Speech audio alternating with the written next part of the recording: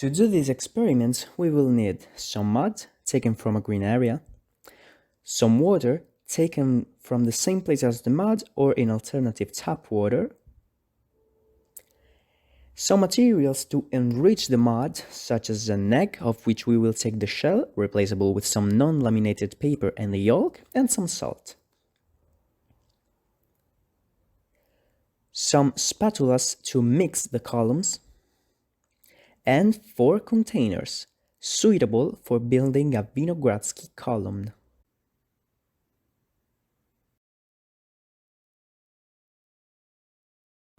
The first step is to put the mud into the 4 containers. It is important to note that each column should be containing the same amount of mud, and that such mud should be cleaned from any visible unwanted material, such as leaves. As you can see, we're building 4 different samples, since every one of them serves a different purpose. The first one is a control column. It is so named because it will be containing only mud and water and will be therefore used as a reference to observe and of course evaluate the results of the other 3 Vinogradsky columns.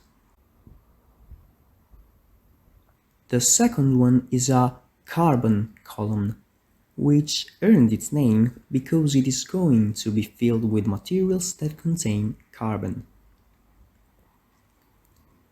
We are of course talking about the eggshell and the shredded yet not laminated paper mentioned earlier.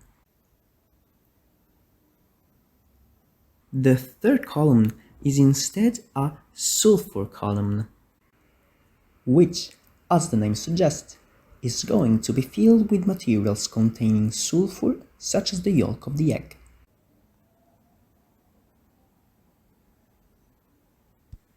The fourth Vinogradsky column is perhaps the most interesting of the set, since it is no less than a mix of the other 2. That's why the so-called carbon and sulfur column will, as a matter of fact, contain both carbon and sulfur, and therefore will be filled with all the materials listed above.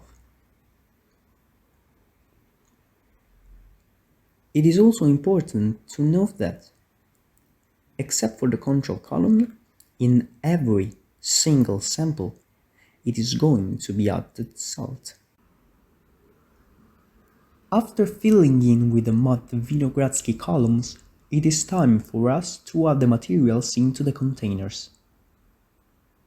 First, let us complete the control column.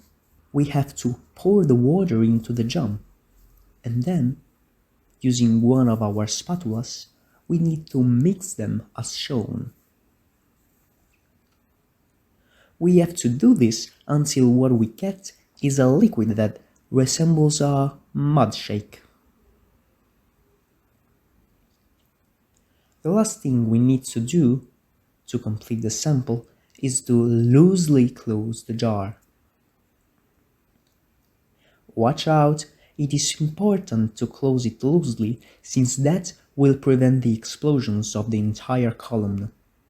Now that we are done with the control column, it is time for us to actually start filling the 4 columns. Each sample at the end of this phase should be filled for about 3/4 of the container's height. Let's start with the salt. We put about 2 pinches of salt in each column, as shown, and then we proceeded with the specific material for each Vinogradsky column. Next step is to start filling in the carbon column. After breaking the eggshell in small pieces, we had to drop it into the sample, and then we had to repeat this process for the paper. Be careful not to use all the eggshell and all the paper for this column, and make sure to save some of them for the third sample. It is now the turn for the sulfur column to be filled. Take some of the egg yolk and pour it into the container. Again, be careful not to waste it all on this column, and save some for the last one. Before proceeding to the filling of the last Vinogradsky column, we first need to pour some water into the first two, and, just like we did earlier, we have to mix them again. Now, let's finally move on to the carbon and sulfur column. Take all the leftovers, the eggshell, the shredded paper, and the yolk, and for the last time, put them into the container. Lastly, we need to pour in some more water and mix as we did for the carbon column and the sulfur one. Now, you should have filled all the jars up to 3/4 of their height. There is one more thing we need to do before closing all the containers though. For each column, take the water again and pour it to fill up to half the empty space remains in each Vinogradsky column. When you're done, tap them to release any trapped air in the mud, and you can finally loosely close all the 3 samples.